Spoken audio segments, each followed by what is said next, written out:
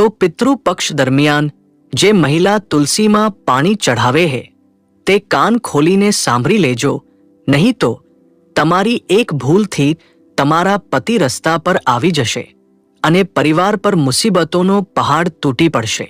આજના આ ખાસ વિડીયોમાં અમે એવા વિષય પર વાત કરવા જઈ રહ્યા છીએ જેને સાંભળીને તમારા રૂવાડા ઊભા થઈ જશે. કારણ કે પિતૃપક્ષ એટલે શ્રાદ્ધના સમયે દરેક વ્યક્તિ પોતાના પિતૃઓની આત્માની શાંતિ માટે કંઈક ને કંઈક જરૂર કરે છે. કોઈ દાન કરે છે, કોઈ તર્પણ કરે છે, કોઈ અલગ અલગ પ્રકારના ઉપાયો કરે છે. પરંતુ શું તમે ક્યારે વિચાર્યું છે કે જ્યારે પિતૃપક્ષના 16 દિવસ ચાલી રહ્યા હોય તો તુલસીના છોડમાં પાણી આપવાનું શું પરિણામ આવી શકે? આ આપણા માટે હકારાત્મક હોઈ શકે કે પછી નકારાત્મક, કારણ કે દરેક ભારતીય ઘરમાં તુલસીનો છોડ જોવા મળે છે અને રોજેરોજ દરેક ભારતીય મહિલા તુલસીના છોડમાં પાણી ચઢાવે છે, સાંજે દીવો પ્રગટાવે છે. પરંતુ પિતૃપક્ષના 16 દિવસ જે સંપૂર્ણપણે પિતૃઓને સમર્પિત છે તે દરમિયાન આપણે તુલસીના છોડમાં પાણી ચઢાવવું જોઈએ કે નહીં? કઈ બાબતોનું ધ્યાન રાખવું જોઈએ? આજના વિડીયોમાં તમને સંપૂર્ણ માહિતી મળશે. આ વિડીયોને અંત સુધી જુઓ અને જો તમે પણ ઈચ્છો છો કે તમારા પિતૃ તમારાથી પ્રસન્ન રહે તો આ વિડીયોને લાઈક કરીને કોમેન્ટ બોક્સમાં જય પિતૃદેવ જરૂર લખજો. આ માત્ર એક સામાન્ય ધાર્મિક કાર્ય નથી, પરંતુ આ તમારા જીવનમાં હકારાત્મક અને નકારાત્મક એટલે કે સારું અને ખરાબ બંને પ્રકારની અસર કરી શકે છે. તેથી આજના વિડીયોમાં અમે તમને વિગતે જણાવવા જઈ રહ્યા છીએ કે જો કોઈ મહિલા પિતૃપક્ષ દરમિયાન તુલસીમાં પાણી ચઢાવે તો તેના જીવનમાં કયા ચમત્કારિક પરિવર્તનો થાય છે અને કઈ મુશ્કેલીઓ તેની સામે આવી શકે છે. કારણ કે જાણે આપણે ઘણા એવા કામો કરીએ છીએ જે ક્યારેક આપણા માટે સારા નીકળે પરંતુ ક્યારેક ખૂબ જ ખરાબ સાબિત થાય છે. સૌથી પહેલા આપણે હકારાત્મક પાસાની વાત કરીશું. પિતૃપક્ષ દરમિયાન જો કોઈ મહિલા તુલસીના છોડમાં પાણી ચઢાવે તો તેના જીવનમાં શું સારું પરિણામ આવી શકે? ખૂબ ધ્યાનથી અમારી વાત સાંભળજો. જ્યારે તમે આ વિડીયોને અંત સુધી જોશો તો તમારા મનના ઘણા સવાલોના જવાબ મળી જશે. અને એક વાત તો નક્કી છે કે પિતૃપક્ષ પૂરો થયા પછી તમારા પિતૃ તમને આશીર્વાદ આપીને જશે. બસ આ વિડીયોને અંત સુધી જોઈ લેજો. તુલસીને આપણા ધર્મમાં માતાનું સ્થાન આપવામાં આવ્યું છે અને પિતૃપક્ષના દિવસોમાં તુલસી પર પાણી ચઢાવવાથી પિતૃઓની આત્માને શાંતિ મળે. જ્યારે કોઈ મહિલા તુલસી પર પાણી ચઢાવે છે તો ઘરના વાતાવરણમાં એક દિવ્ય કંપન ઉત્પન્ન થાય છે જે નકારાત્મક શક્તિઓને દૂર કરી દે છે. જેમ કે તમે સવારે સ્નાન કરીને જેવું તુલસી માતામાં પાણી ચઢાવો છો તેની સાથે જ ઘરમાં હકારાત્મક આવૃત્તિનું કંપન શરૂ થઈ જાય છે. ચારે બાજુ હકારાત્મકતા છવાઈ જાય છે જેનાથી ખરાબ આત્માઓ, ઘરમાં નકારાત્મક પડછાયો હોય તે ભાગી જાય છે. આ જ કારણ છે કે જે ઘરોમાં તુલસી હોય છે અને જે ઘરની મહિલાઓ પિતૃપક્ષના 16 દિવસોમાં શ્રદ્ધાથી તુલસી પર પાણી ચઢાવે છે ત્યાં હંમેશા લક્ષ્મીજીનો નિવાસ હોય. ત્યાં પૈસાની આવક ઓછી નથી થતી. ચારે બાજુથી પૈસા જ પૈસા આવે છે અને તે ઘરનો મુખિયા ક્યારેય કંગાળ નથી થતો. તેના ઘરમાં ખૂબ પૈસા આવે છે. તે જીવનમાં ખૂબ ઉન્નતિ કરે છે. કોઈ તેને નીચો નથી કરી શકતું, કોઈ તેને ઝુકાવી શકતું નથી. અચાનક ઘરમાં અટકેલા પૈસા આવવા લાગે છે. સંતાનના અભ્યાસમાં આવતી અડચણો દૂર થાય છે અને પતિ પત્ની વચ્ચે અદ્ભુત પ્રેમ રહે છે.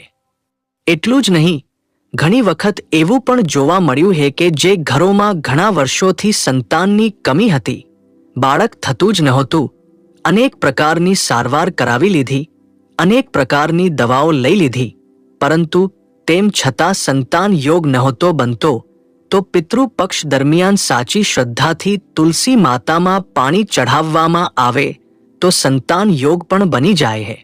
અને એટલું જ નહીં, તુલસીની પૂજા કરવાથી માતૃત્વનો આશીર્વાદ મળે છે, જેનાથી ટૂંક સમયમાં ગોદ ભરાઈ જાય છે.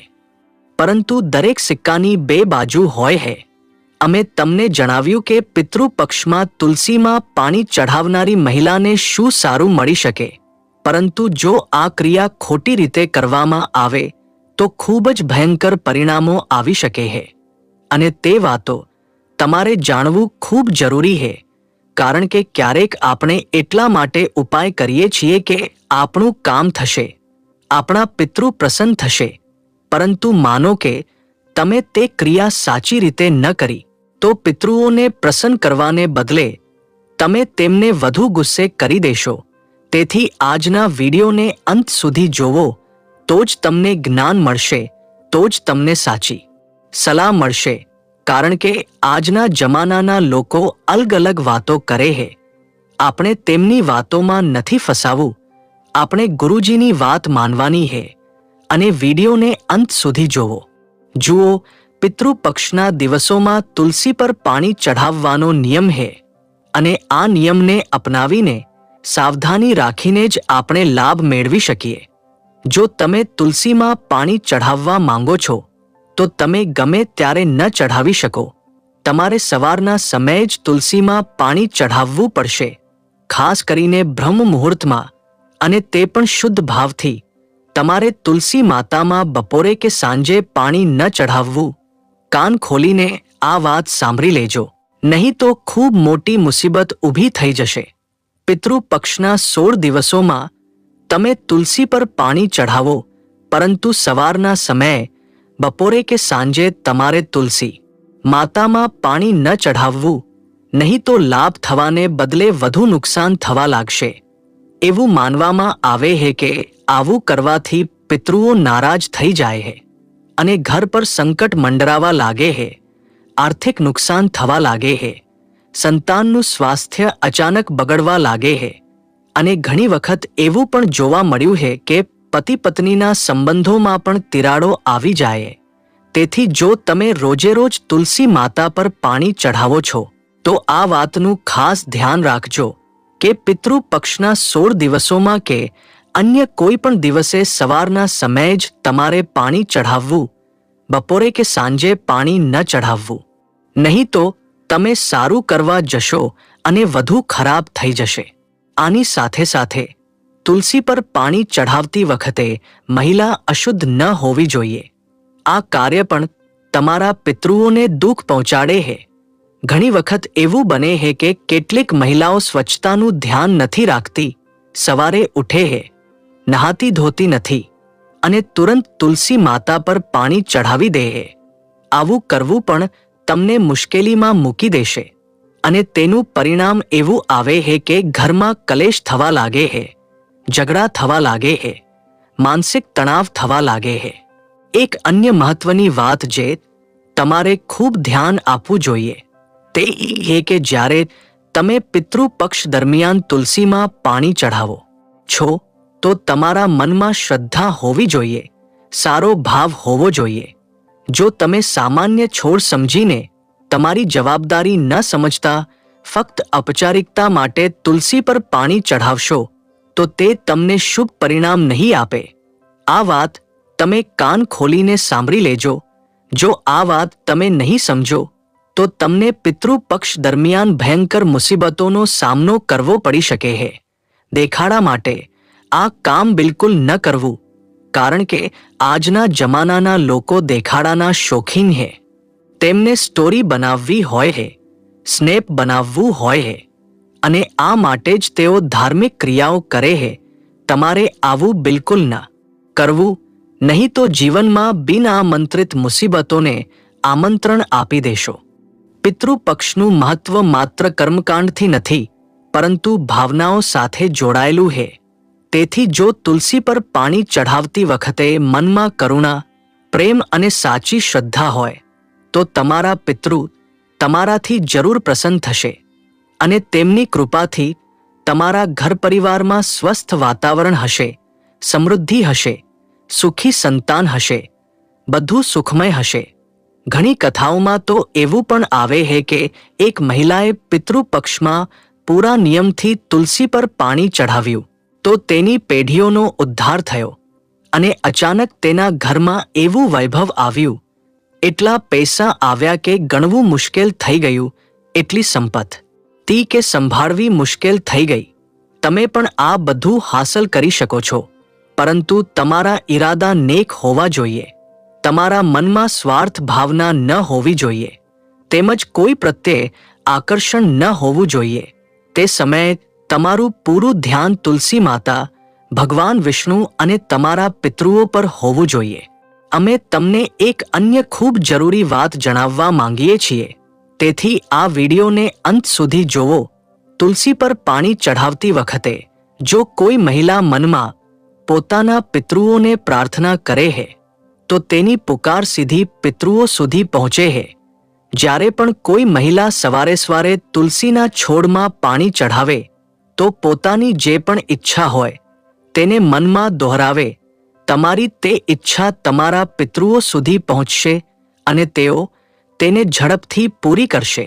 તેમનો આશીર્વાદ તમારું જીવન બદલી નાખશે.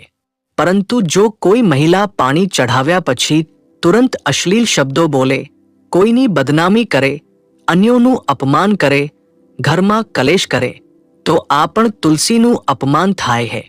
કારણ કે તમે એક સમયે ધાર્મિક કાર્ય કરો છો અને તે થઈ ગયું પછી તમે લોકોનું અપમાન કરવા લાગો, લોકોની બદનામી કરવા લાગો, બેઈમાની કરવા લાગો, તો આવા અપમાનથી તમારા પિતૃઓ પણ નારાજ થઈ જાય છે. આ વાત ધ્યાન રાખજો. તુલસી માતા ફક્ત એક છોડ નથી, પરંતુ દેવી લક્ષ્મી અને ભગવાન વિષ્ણુનું પ્રતીક છે. તેથી પિતૃ પક્ષમાં મહિલાઓએ તુલસી પર પાણી ચઢાવતી વખતે ખાસ સાવધાની રાખવી જોઈએ. 2-3 સાવધાનીઓ ગુરુજી તમને જણાવે છે. આ સાવધાનીઓ જો તમે ન સાંભળી તો તમે ખૂબ મોટી મુસીબતમાં ફસાઈ શકો છો.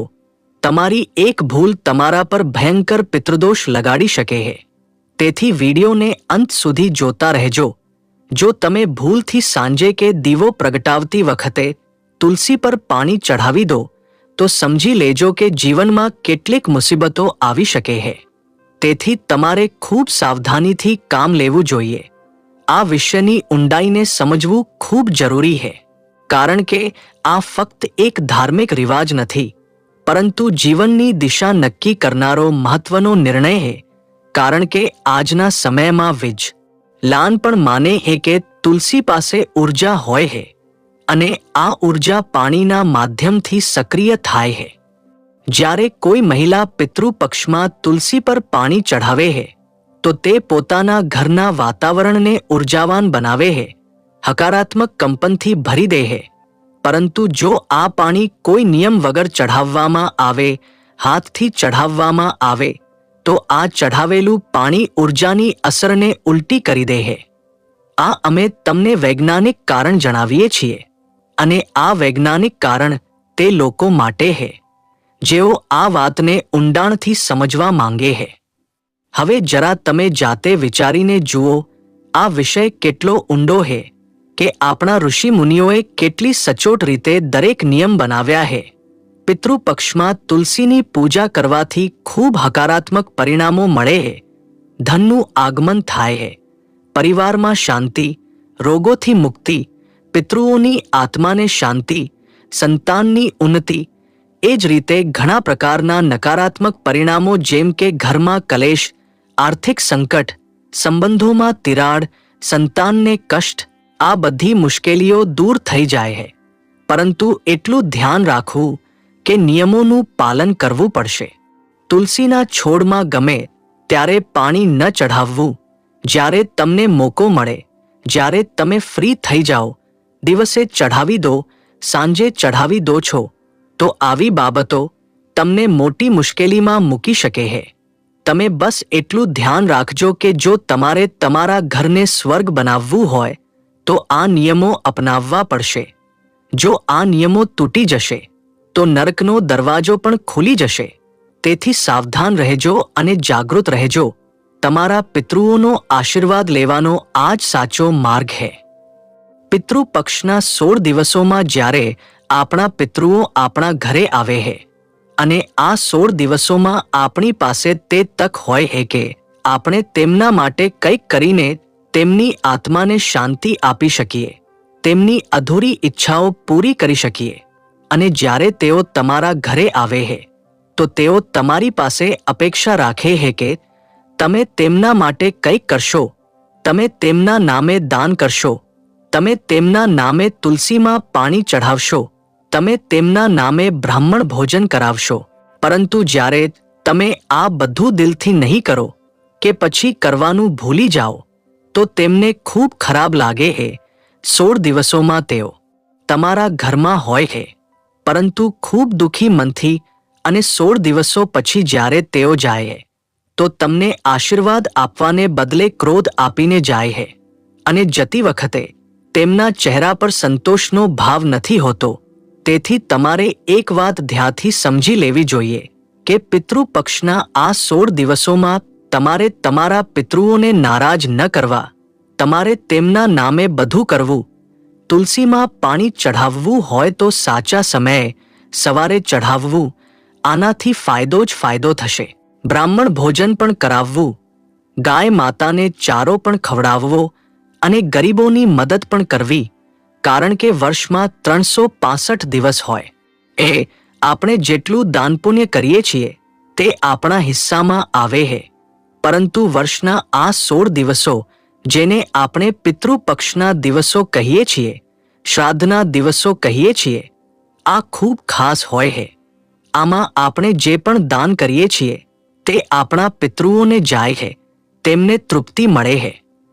તો જરા વિચારો, જો તમારા માતા પિતા ખુશ હશે તો તમને કેટલું સારું લાગશે. એ જ રીતે તમારા પિતૃઓ પણ તમારા માતા પિતા જ છે, જેઓ તમારા પૂર્વજો છે. તમે તમારા દાદા દાદીને ઓળખો છો, પરંતુ તેમની પહેલા તમારી કેટલી પેઢીઓ હશે તેમને તમે નથી ઓળખતા. પરંતુ આપણને તેમનો ઉદ્ધાર કરવાની તક મળી છે, આપણને તેમને મુક્ત કરવાની તક મળી છે, તેમની અધૂરી ઈચ્છાઓને પૂરી કરવાની તક મળી છે. તો આ પિતૃપક્ષનો સમય તમારી કિસ્મત બદલી શકે છે.